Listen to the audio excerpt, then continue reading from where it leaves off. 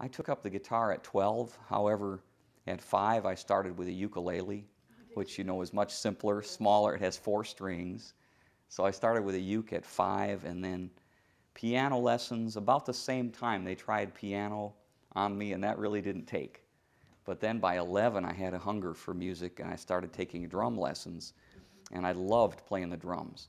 And I took drums and guitar all the way through the grades and up through high school and into college. Early on, when I heard that folk singer by the campfire, I think that planted one of the most basic roots of my style, and that is there's always going to be some folk in my style. Then in junior high and high school, I had a rock band. So you can hear a little of that in my writing, especially.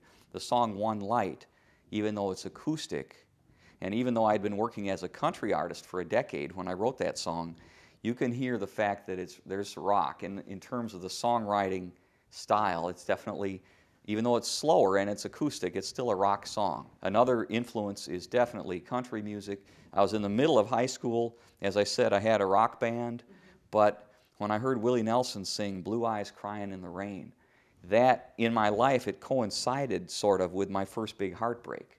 And so suddenly I understood country music, and the very music that I had been making fun of prior to that, suddenly I understood. I'll hear a phrase either of Scripture or just a phrase I created.